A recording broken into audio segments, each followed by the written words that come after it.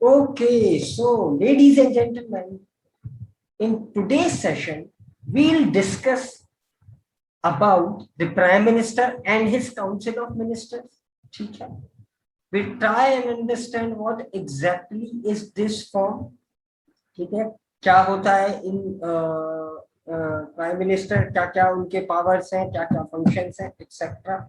ये बात मेरे ख्याल से आप सभी को भली भांति पता होगी कि हमारे देश में सबसे इम्पोर्टेंट पर्सन जो होता है वो कौन होता है? प्राइम मिनिस्टर, प्रधानमंत्री सबसे महत्वपूर्ण पद है हमारी कंट्री का.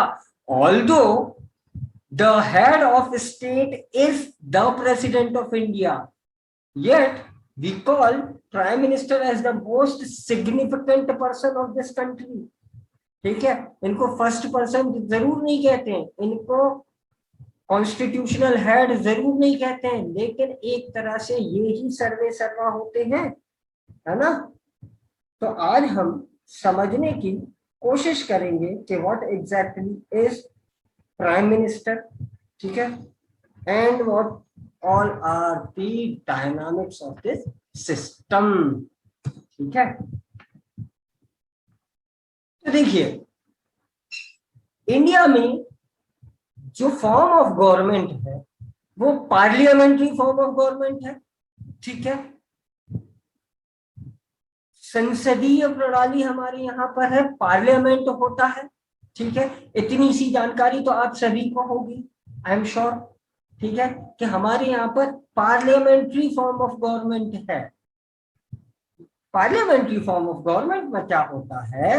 प्रेसिडेंट जो होता है वो सिर्फ और सिर्फ एक नॉमिनल हेड ऑफ स्टेट है. ध्यान देना, टर्म्स जो लिखे हुए हैं, नॉमिनल हेड ऑफ स्टेट. ठीक है, और प्राइम मिनिस्टर जो होता है he is the real head of government. ठीक है, अंतर है दोनों टर्म्स में. यहां पर स्टेट का हेड है प्रेसिडेंट, और प्राइम मिनिस्टर किसका हेड है? गवर्नमेंट का, सरकार का. और प्रेसिडेंट की पोजीशन किस तरह की है? जस्ट एक नॉमिनल, एक टाइटुलर हेड है. और प्राइम मिनिस्टर क्या है? रियल हेड है. असली अर्थों में हेड जो है वो प्राइम मिनिस्टर है. ठीक है, हमारी कंट्री में मेन डिसीजन मेकिंग जो पर्सन है वो प्रधानमंत्री है, इसलिए सबसे ज्यादा महत्वपूर्ण ये पोस्ट हो जाती है. अब देखो, थोड़ा सा एक यहां पर समझ लो, छोटी सी एक बात है, शायद वो एग्जाम में ना आए, लेकिन आपके लिए समझने के लिए बहुत जरूरी है. दुनिया में दो तरह के सिस्टम होते हैं, प्रेसिडेंशियल और पार्लियामेंट्री. प्रेसिडेंशियल और पार्लियामेंट्री. ठीक है, प्रेसिडेंशियल सिस्टम यूएसए में फॉलो होता है, पार्लियामेंट्री सिस्टम यूके, इंडिया, इन सारी जगहों में फॉलो होता है. इनमें हम एक अंतर समझ लेते हैं छोटा सा. प्रेसिडेंशियल फॉर्म में हेड ऑफ स्टेट और हेड ऑफ गवर्नमेंट दोनों एक ही पर्सन है, that is the president. Presidential form में head of state and head of government दोनों कौन होता है? प्रेसिडेंट. जबकि पार्लियामेंट्री फॉर्म में हेड ऑफ स्टेट कौन है? प्रेसिडेंट है. ठीक है, यूके के केस में हम कहें या ब्रिटेन के केस में हम कहें तो हेड ऑफ स्टेट कौन होता है? क्राउन, है ना. लेकिन हेड ऑफ गवर्नमेंट वहां पर भी कौन होता है? Prime minister. ठीक है, तो ये एक मेजर डिफरेंस है इन दोनों में. प्रेसिडेंशियल फॉर्म में head of state and head of government is the same person, that is the president. जबकि पार्लियामेंट्री फॉर्म में head of state and head of government are different. एक बात. दूसरी बात, प्रेसिडेंशियल फॉर्म में जो हेड ऑफ स्टेट है उसको डायरेक्टली चूज किया जाता है। जनता डायरेक्टली वोट करती है अपने हेड को इलेक्ट करने के लिए, अपने हेड ऑफ स्टेट को इलेक्ट करने के लिए। पार्लियामेंट्री फॉर्म में या तो वो डायरेक्टली इलेक्ट नहीं करेगी या तो फिर इलेक्ट ही नहीं करेगी। जैसे आप ब्रिटेन के केस में देखो तो वहां पे तो हेड ऑफ स्टेट मोनार्क होता है, तो कोई इलेक्शन जैसा प्रोसीजर ही नहीं है। और इंडिया में हेड ऑफ स्टेट कौन है? The president. लेकिन प्रेसिडेंट के लिए डायरेक्ट इलेक्शन नहीं होता है, क्या होता है? Indirect election. एक इलेक्टोरल कॉलेज होता है ना, वो वोट करके प्रेसिडेंट इलेक्ट करता है। तो ये दो डिफरेंस हो गए। तीसरा डिफरेंस आप समझे प्रेसिडेंशियल और पार्लियामेंट्री फॉर्म में, वो ये है, प्रेसिडेंशियल फॉर्म में प्रेसिडेंट को सिर्फ और सिर्फ इम्पीचमेंट से हटाया जा सकता है। ठीक है, वो हेड ऑफ गवर्नमेंट भी वही है ना, तो हेड ऑफ गवर्नमेंट को सिर्फ और सिर्फ इम्पीचमेंट से हटाया जाता है। इंडिया में हेड ऑफ गवर्नमेंट कौन है, या पार्लियामेंट्री फॉर्म में हेड ऑफ गवर्नमेंट कौन होता है? Prime minister. तो प्राइम मिनिस्टर को हटाने के लिए इम्पीचमेंट जैसा कोई प्रोसीजर नहीं है। कैसे हट जाता है इंडिया में प्राइम मिनिस्टर? यदि वो लो कॉन्फिडेंस एंजॉय कर रहा है, यदि वो मेजॉरिटी नहीं एंजॉय कर रहा है, तो प्राइम मिनिस्टर को हटा दिया जाएगा। इस बात को हम और बहुत डिटेल में समझेंगे आगे जाकर। ठीक है, तो मोटा माटी ये डिफरेंस है पार्लियामेंट्री फॉर्म और प्रेसिडेंशियल फॉर्म में। Are we clear on this? हालांकि इंडिया में प्रेसिडेंशियल फॉर्म नहीं है, भले ही हमारे यहाँ पर प्रेसिडेंट की पोस्ट है, but we don't have a presidential form of system, we have parliamentary form of system. Alright, ये भी हम कह सकते हैं कि president is powerless head and prime minister is powerful head. Real head जो हमारे देश का है वो है प्राइम मिनिस्टर। ठीक है, अच्छा, मैंने आपको एक एग्जांपल दिया था क्या, कि स्टेट हमारा ट्रेन है, नेशन हमारा ट्रेन है, इस ट्रेन का इंजन कौन है? प्रेसिडेंट है। ठीक है, ये मैंने आपको एग्जांपल दिया था। अब एक बात आप समझ लो, इस इंजन को चलाने वाला ड्राइवर जो है वो है हमारे प्राइम मिनिस्टर साहब। इंजन अपने आप नहीं चलता है, इंजन को चलाने के लिए ड्राइवर की जरूरत होती है, और सिर्फ ड्राइवर नहीं, कुछ सपोर्टिंग स्टाफ भी चाहिए होता है। तो वो सपोर्टिंग स्टाफ आप समझ लो हमारी देश की काउंसिल ऑफ मिनिस्टर्स। तो प्राइम मिनिस्टर उस पूरे स्टाफ का हेड है। ठीक है, जो कि इंजन के ड्राइवर जैसा, इंजन को किस डायरेक्शन में ले जाना है, कितनी स्पीड उसे देनी है, एक्सेट्रा, ये सब कौन डिटरमाइन करेगा? Prime minister. तो इसलिए भी हम कह सकते हैं कि president is only the nominal head. ठीक है, प्रेसिडेंट के पास कुछ एक पावर्स हैं जो हमने पढ़े हैं कि प्रेसिडेंट ये कर सकते हैं, वो कर सकते हैं, लेजिस्लेटिव पावर्स है, जुडिशियल पावर है, लेकिन प्रेसिडेंट हमेशा फंक्शन करते हैं aid and advice of the council of minister. और यहां पर जब मैं एड एंड एडवाइस की बात कर रहा हूं, ये एड एंड एडवाइस एक तरह से बाइंडिंग होती है, बाध्यकारी है, माननी ही पड़ेगी, आप उसको मना नहीं कर सकते हो। ठीक है, तो it is the prime minister who gives direction to president, या प्राइम मिनिस्टर ना कहकर बेहतर होगा हम काउंसिल ऑफ मिनिस्टर कहें। ठीक है, काउंसिल ऑफ मिनिस्टर आप समझ लो पूरी टीम, और उस टीम का कैप्टन है कौन? Prime minister. ठीक है, तो टीम भी अपने कैप्टन की बात सुनती है। फाइन, तो council of minister aid and advice करता है प्रेसिडेंट को अपने सारे फंक्शंस एक्सरसाइज करने में। इसलिए भी prime minister real head of the government है। ठीक है, इतनी बात आई होप आपको समझ में आई होगी। ये एक ओवरव्यू है, ये एक बैकग्राउंड है आज के लेक्चर का, जो हम आगे और डिटेल में धीरे धीरे समझने की कोशिश करेंगे। ठीक है, तो हम सबसे पहले आ जाते हैं आर्टिकल 74 पे। Article 74 provide for council of minister, जिसका जिक्र मैंने आपको किया कि एक काउंसिल ऑफ मिनिस्टर होती है, एक मंत्री परिषद होती है, जिसका मेजर काम क्या होता है? To aid and advise the president. इस फ्रेज पर, इन 3 टर्म्स पर बहुत ध्यान दीजिएगा। क्या काम है काउंसिल ऑफ मिनिस्टर का? Aid and advice of the president. I am sorry, aid and advice to the president. President को एड एंड एडवाइस करता है कौन? Council of minister.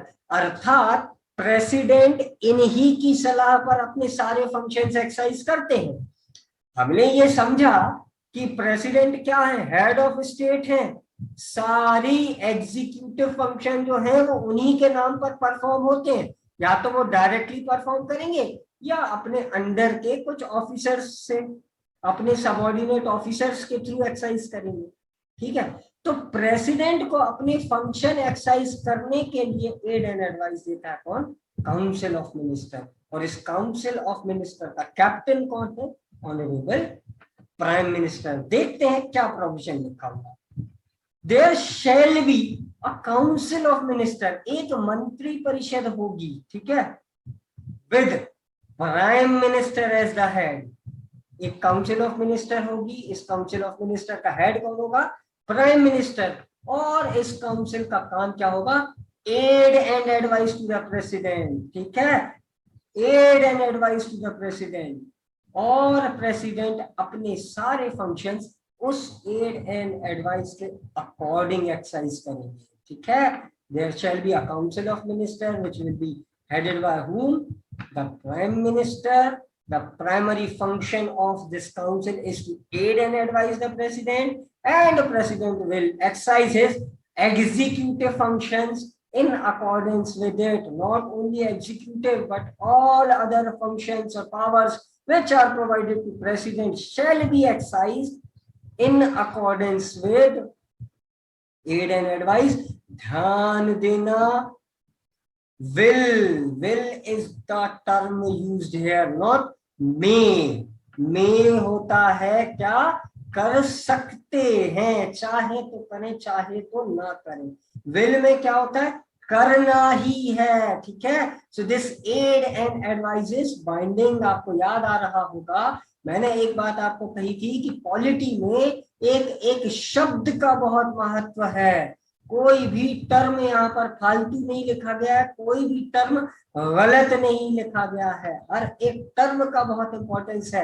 यहाँ पर टर्म लिखा हुआ है विल। ये विल टर्म जो है यही बताता है कि this aid and advice is binding on the president. ठीक है, देखो अब एक प्रोविजियो दिया हुआ है। प्रोविजियो मतलब परंतु, लेकिन, but. This provided means but.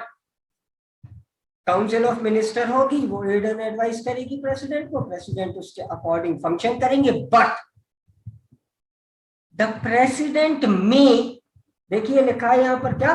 में मतलब चाहे तो कर सकता है, चाहे तो नहीं कर सकता। क्या? may require the council to reconsider the advice। ठीक है, यदि प्रेसिडेंट को लगता है कि भाई काउंसिल को एक बार अपनी रिकंसिडर करनी चाहिए, एडवाइस, जो एडवाइस इन्होंने दी है ये थोड़ी ठीक नहीं है, एक बार इनको पुनर्विचार करना चाहिए, रिकंसिडर करना चाहिए, तो वो वापस भेज सकते हैं कि आप प्लीज एक बार इसको फिर से देखो, लेकिन कुल एक बार। ठीक है, अगली बार जो एडवाइस आएगी after the reconsideration, after reconsideration या तो वही की वही एडवाइस वापस आ सकती है या चेंज होकर आ सकती है।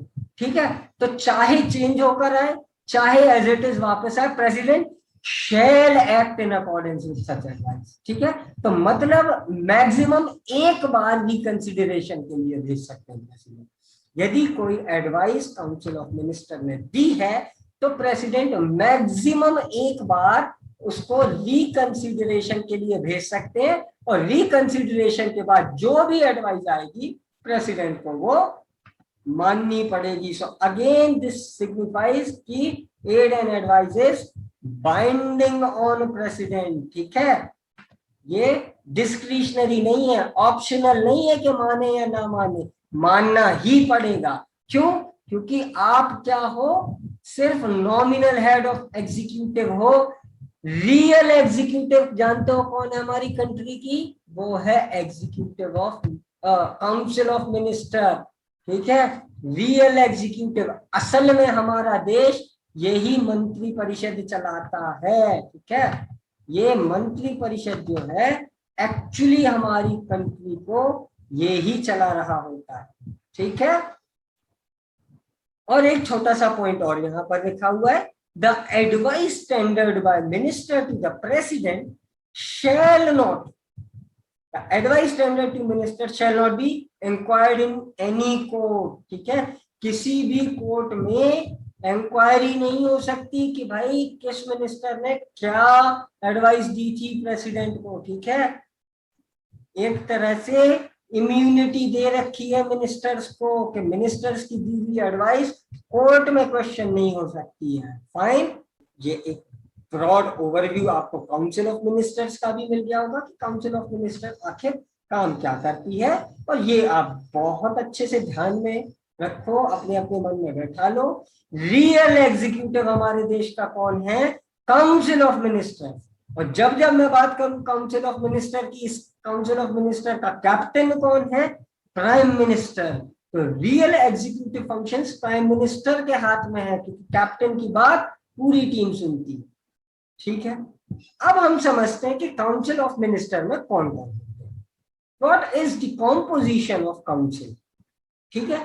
तो देखिए, हमारा कॉन्स्टिट्यूशन जो है वो कोई प्रोविजन ले डाउन नहीं करता है रिगार्डिंग कॉम्पोजिशन कि कौन कौन लोग काउंसिल को कॉन्स्टिट्यूट करते हैं, लेकिन एक जनरल प्रोसीजर को हम देखें या एक जनरल जो परंपराएं हैं उसके हिसाब से हम देखते हैं 3 कैटेगरी होती है मिनिस्टर्स की,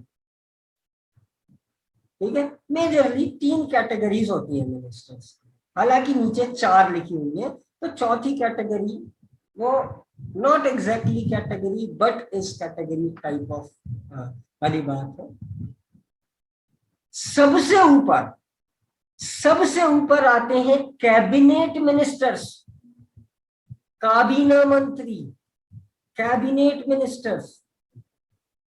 कौन होते हैं भाई ये कैबिनेट मिनिस्टर्स? कैबिनेट मिनिस्टर्स आप समझ लो, इनके लिए बड़े प्यारे प्यारे कुछ टर्म्स पॉलिटिकल थिंकर्स ने यूज किए हैं। पहला, फेवर्ड फ्यूज, फेवर्ड फ्यू, कुछ ऐसे गिने चुने लोग जिनको प्रधानमंत्री की तरफ से फेवर प्राप्त है, एक स्पेशल स्टेटस प्राप्त है, वो लोग होते हैं कैबिनेट मिनिस्टर, ठीक है। फेवर्ड फ्यू यानी कि जिनको कुछ स्पेशल फेवर प्रधानमंत्री की तरफ से प्राप्त है, इन्हीं के लिए एक और बड़ा प्यारा सा टर्म यूज किया जाता है, blue eyed babies of prime minister, ठीक है। Blue eyed babies of prime minister, ये कैबिनेट मिनिस्टर जो हैं ये blue eyed babies of prime minister भी कुछ पॉलिटिकल थिंकर्स इनको कहते हैं। कौन है ये? यानी कि ये कुछ खास लोग हैं जिनकी प्रधानमंत्री सबसे पहले सुनते होंगे, ठीक है। और एक टर्म इनके लिए हम यूज कर सकते हैं, क्रीमी लेयर पोर्टफोलियो,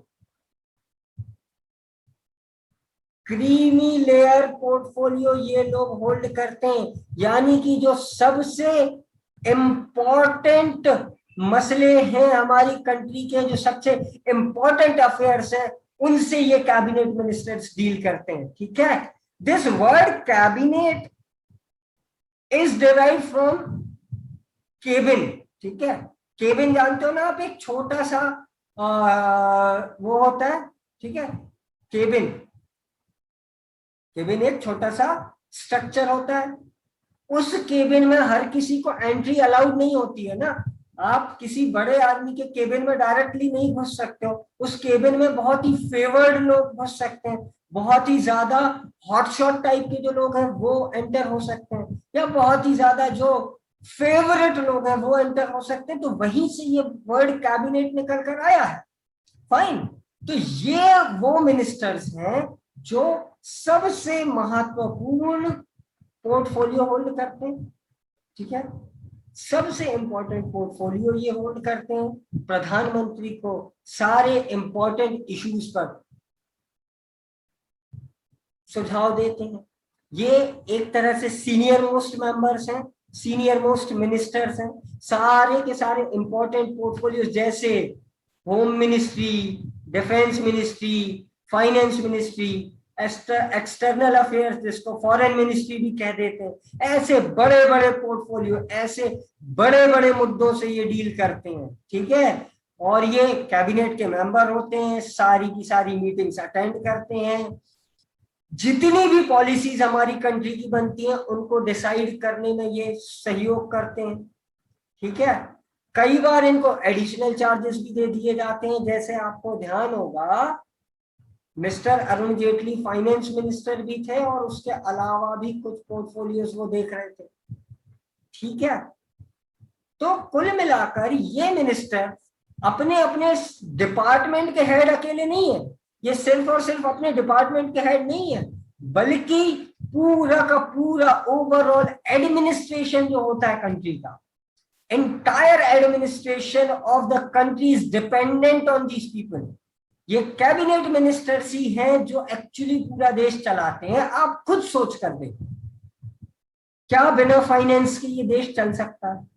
नहीं चल सकता। यदि हमारी कंट्री का डिफेंस कमजोर होगा तो क्या ये कंट्री चल सकती है? नहीं।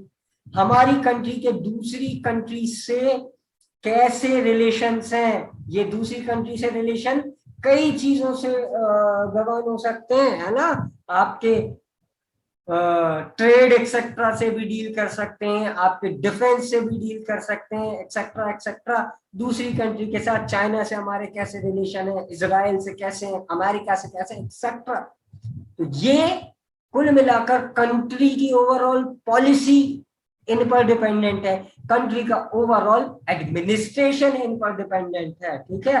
तो ये बहुत ज्यादा फेवरेट लोग हैं प्रधानमंत्री के, सबसे ज्यादा फेवरेट। आप देखिए बहुत सारे ऐसे मिनिस्टर्स होंगे जिनके आप नाम तक नहीं जानते होंगे, बहुत सारे ऐसे मिनिस्टर्स होंगे जिनके डिपार्टमेंट तक आपको नहीं पता, या कई सारे ऐसे डिपार्टमेंट हैं जो आपको ये आइडिया तक नहीं होगा कि वो डिपार्टमेंट काम क्या करता है। But there are certain departments and there are certain ministers who are often in news, ठीक है, वो हमेशा न्यूज में रहते हैं। डिफेंस मिनिस्टर होंगे, होम मिनिस्टर होंगे, फाइनेंस मिनिस्टर होंगे, एक्सटर्नल अफेयर्स के मिनिस्टर होंगे, एक्सेट्रा। ऐसे ये जो बड़े पोर्टफोलियो वाले मिनिस्टर्स होते हैं जो पूरी कंट्री की पॉलिसी फॉर्मुलेट करते हैं, पूरी कंट्री का एडमिनिस्ट्रेशन देखते हैं। ऐसा नहीं है कि डिफेंस मिनिस्टर सिर्फ डिफेंस को देखेगा, वो और भी कई तरह की चीजें देख रहा होगा। वो होम मिनिस्टर को भी एडवाइस देगा, होम मिनिस्टर फाइनेंस मिनिस्टर को भी एडवाइस देता है, फाइनेंस मिनिस्टर एक्सटर्नल अफेयर्स के मिनिस्टर को भी एडवाइस देते हैं। ये सब मिलकर पीएम को एडवाइस दे रहे होते हैं। पीएम इनसे बात कर रहा होता है कि बताइए आप फला काम हमें करना है कि नहीं करना है। तो कुल मिलाकर ये सारे लोग प्रधानमंत्री के साथ मिलकर पूरा देश चला रहे हैं मेजरली, ठीक है। ठीक है, क्रिकेट में 11 लोगों की टीम होती है, ठीक है ना, 11 लोगों की टीम होती है, लेकिन स्टार खिलाड़ी 2-4 ही होते हैं, है ना। 2-3 ही स्टार खिलाड़ी होते हैं, रोहित शर्मा, विराट कोहली, MS धोनी, जसप्रीत बुमराह, एक आधा और होगा, है ना, मोहम्मद शामी, बस इतने। बाकी 6 वो बस खेल रहे हैं, वो बस ऑर्डर मान रहे हैं, तुम वहां फाइन लेग पर जाकर फील्डिंग कर लो, अब तुम ओवर कर लो, एक्सेट्रा। तो who is the captain? MS Dhoni. लेकिन वो किसकी सुनते हैं? विराट कोहली की बात सुनते हैं, है ना। रोहित शर्मा भी उनको एडवाइस दे रहे होते हैं। It is something like that. या फिर और हम कहें, पुराना आपने समय देखा होगा, MSD जब कैप्टन थे तो सचिन तेंदुलकर भी उस टीम में खेलते थे। कितने सीनियर व्यक्ति थे, कितने अनुभवी व्यक्ति थे, तो MS धोनी भी उनकी बात सुना करते थे। 2 Dhoni was captain, but Sachin Tendulkar बताते थे कि यहाँ ये कर लो, वहां वो कर लो। तो ये कैबिनेट मिनिस्टर उस तरह के लोग हैं जिनकी प्रधानमंत्री भी सुनते हैं, जिनको प्रधानमंत्री से मिलने में कोई दिक्कत नहीं आती, ये डायरेक्टली प्रधानमंत्री से जाकर मिल सकते हैं। ये वो सीनियर रैंक के मिनिस्टर हैं, ठीक है। नेक्स्ट आते हैं मिनिस्टर ऑफ स्टेट्स, राज्य मंत्री। मिनिस्टर ऑफ स्टेट्स जो होते हैं वो दो तरह के होते हैं, या तो उनके पास इंडिपेंडेंट चार्ज होता है। इंडिपेंडेंट चार्ज मतलब कि किसी एक लेसर इंपॉर्टेंट डिपार्टमेंट का होल सोल चार्ज इनके पास होगा। कोयला वोयला मंत्रालय मान लो, टेक्सटाइल मिनिस्ट्री मान लो, कोयला तो चलो फिर भी बड़ा हो गया, टेक्सटाइल मिनिस्ट्री क्या, चलो छोटी मोटी मिनिस्ट्री है, इतनी कुछ खास नहीं है। या फिर आदिवासी कल्याण मंत्रालय, इतना कोई बहुत महत्वपूर्ण मंत्रालय नहीं, ठीक है, उसका इंडिपेंडेंट चार्ज दे दिया कि आप आदिवासियों से, ट्राइबल से रिलेटेड जो कुछ भी आप देखते रहना, आप ही देख लेना, आप उसके डिसीजन ले लेना। So that is independent charge. आप इंडिपेंडेंटली उन लेसर इंपॉर्टेंट डिपार्टमेंट्स का होल सोल चार्ज रख रहे हो, आप पूरी तरह से स्वतंत्र प्रभार आपके पास है, इंडिपेंडेंट हो आप, आपको किसी के साथ अटैच होकर काम नहीं करना, ठीक है। ये होते हैं मिनिस्टर विद इंडिपेंडेंट चार्ज, स्वतंत्र प्रभार प्राप्त राज्य मंत्री। और कुछ होते हैं attached minister of state. Attached minister of state क्या होते हैं, कैबिनेट मिनिस्टर्स के साथ अटैच कर दिए जाते हैं कुछ मिनिस्टर्स, उनकी हेल्प करने के लिए, ठीक है, उनकी मदद करने के लिए एक छोटा मोटा सेक्टर उनको दे दिया जाता है कि इस सेक्टर को आप देखना, ताकि कैबिनेट मिनिस्टर का काम थोड़ा आसान हो जाए, अकेला आदमी कितना कितना देखे। For example ministry of finance है, बहुत बड़ी मिनिस्ट्री है, पूरे देश का फाइनेंशियल अफेयर वही देखती है, कितना ब्रॉड है ये इसका कार्य क्षेत्र। अब उसमें किसी एक मिनिस्टर को अटैच कर दिया गया फाइनेंस मिनिस्टर के साथ कि रेवेन्यू रिलेटेड जो मसले हैं, राजस्व रिलेटेड जो मामले हैं, वो आप देख लेना, वो वाले मैटर में आप इनकी मदद कर देना, ठीक है। So some ministers are attached to cabinet ministers, ये कहलाते हैं MOS, अकेले मिनिस्टर ऑफ स्टेट। इनको अटैच कर दिया गया हेल्प करने के लिए, है ना, सिर्फ इनको कैबिनेट मिनिस्टर्स के साथ अटैच कर दिया गया कि आप भी देख लो, ठीक है, आप भी इनकी मदद कर देना। ये होते हैं मिनिस्टर ऑफ स्टेट। नंबर 3 होते हैं डेप्यूटी मिनिस्टर। डेप्यूटी मिनिस्टर कुछ नहीं है, ये जूनियर मिनिस्टर्स है, इनके पास किसी डिपार्टमेंट का सेपरेट चार्ज नहीं होता, ठीक है, ये डायरेक्टली अटैच होते हैं कैबिनेट मिनिस्टर्स के साथ में, या फिर कई बार मिनिस्टर ऑफ स्टेट्स के साथ में, यूजुअली मिनिस्टर ऑफ स्टेट्स के ही साथ में। आपने देखा यहां पर हमने लिखा था मिनिस्टर ऑफ स्टेट को अटैच कर देते कैबिनेट मिनिस्टर्स के साथ में, है ना, कि काम आसान हो जाए। वैसे ही ये डेप्यूटी मिनिस्टर्स अटैच कर दिए जाते हैं minister of states with independent charge के साथ, है ना। मान लो कोई छोटा मोटा विभाग है, उतना इंपॉर्टेंट नहीं है लेकिन है इंपॉर्टेंट, और उसका बिल्कुल एक इंडिपेंडेंट चार्ज किसी MOS के पास है, culture department, ministry of culture, ठीक है। तो मिनिस्ट्री ऑफ कल्चर वाले मिनिस्टर के साथ एक डेप्यूटी मिनिस्टर अटैच कर दिया, जिसको बोला गया कि मोन्यूमेंट वगैरह वाला जो इशू है वो भी कल्चर का ही पार्ट है, हमारे जो ऐतिहासिक या पुरानी जो धरोहर है हमारी, वो सब भी कल्चर का ही पार्ट है। तो मोन्यूमेंट्स वगैरह से रिलेटेड चीजों में आप हमारी हेल्प कर देना। तो डेप्यूटी मिनिस्टर यहाँ पर अटैच कर दिए जाते हैं, ठीक है। इनके पास कोई सेपरेट चार्ज नहीं होता है, ये सिर्फ असिस्ट करते हैं एडमिनिस्ट्रेशन में, ठीक है। अच्छा, अब देखो एक बहुत जरूरी बात लिखिए, they are not members of cabinet and do not attend cabinet meeting. ये कभी भी कैबिनेट की मीटिंग अटेंड नहीं करते, ठीक है। अब आपको लग रहा होगा कि कैबिनेट की मीटिंग तो सिर्फ कैबिनेट मिनिस्टर्स को अटेंड करनी चाहिए, दैट इज एब्सोल्युटली राइट। लेकिन आप सोचिए कैबिनेट की कोई मीटिंग है जो सपोज किसी एक इशू से रिलेटेड है, किसी एक पर्टिकुलर इशू से रिलेटेड है, let's assume that issue is related to roadway, ठीक है, रोडवे या हाईवे। तो जो रोडवेज का मिनिस्टर होगा वो भी कैबिनेट की मीटिंग अटेंड करेगा ना, वो कौन है, मिनिस्टर ऑफ स्टेट होगा शायद। So the deputy ministers are the junior ministers, they have no separate charges of any department, ठीक है, ये या तो कैबिनेट मिनिस्टर्स के साथ अटैच होते हैं या फिर मिनिस्टर्स ऑफ स्टेट के साथ अटैच होते हैं। ये सिर्फ उनको असिस्ट करते हैं एडमिनिस्ट्रेशन में, ठीक है ना, एडमिनिस्ट्रेटिव ड्यूटीज में, पॉलिटिकल ड्यूटीज में या पार्लियामेंट्री ड्यूटीज में। और ये कैबिनेट के मेंबर नहीं हो सकते हैं, ठीक है, कैबिनेट के मेंबर कभी नहीं होते हैं ये लोग, और ये कभी भी कैबिनेट की मीटिंग भी नहीं अटेंड करते, ठीक है। इसको आप ऐसा समझ लो कि प्रिंसिपल के पास जब मीटिंग होती है तो सिर्फ टीचर्स जाते हैं, क्लास के बच्चे नहीं जाते, भले वो कैप्टन क्यों ना हो, ठीक है। तो क्लास के बच्चों को आप समझ लो मेंबर ऑफ पार्लियामेंट, उन मेंबर ऑफ पार्लियामेंट से एक आध को टीचर ने फेवर करके कैप्टन वाइस कैप्टन बना दिया, एक को स्पोर्ट्स कैप्टन बना दिया, दो चार हाउस कैप्टन बन गए। लेकिन ये हाउस कैप्टन और ये सब जो है ना, ये डेप्यूटी मिनिस्टर टाइप है, ठीक है। ये सिर्फ मदद करने के लिए क्लास टीचर की, ये मीटिंग अटेंड नहीं करेंगे। मीटिंग कौन अटेंड करेगा? कैबिनेट मिनिस्टर्स, ठीक है। और वो पर्टिकुलर डिपार्टमेंट का मिनिस्टर जिससे रिलेटेड वो कैबिनेट मीटिंग है। ऑलराइट, फोर्थ पार्लियामेंट सेक्रेटरीज को छोड़ ही दो, कोई मतलब का नहीं है, लास्ट कैटेगरी है ये, इसको भी मान लिया गया एज अ मिनिस्टर, लेकिन ये एक्चुअली कोई कैटेगरी है भी नहीं। पार्लियामेंट्री सेक्रेटरीज यूजुअली ये लोग वो ब्यूरोक्रेट्स हैं, ये ठीक है, बहुत हायर रैंक के ब्यूरोक्रेट्स जो पार्लियामेंट में सेक्रेटेरिएट में काम करते हैं एक्सेट्रा, ठीक है। तो इसका कोई विशेष महत्व है नहीं है, इसलिए उसको आप जाने भी दो। ये चार तरह के मिनिस्टर्स होते हैं, या यूं कह लें ये तीन तरह के मेजरली मिनिस्टर्स होते हैं। ये हो सकता है एग्जाम में आपको डायरेक्टली ना पूछा जाए, बट ये समझना बहुत जरूरी है। ये समझ गए आप तो पॉलिटी आपको बहुत इजीली समझ में आने लगेगी, और ना सिर्फ पॉलिटी बल्कि एडमिनिस्ट्रेशन और पॉलिटिक्स भी आप बहुत हद तक समझने लगोगे धीरे धीरे, थोड़ा थोड़ा।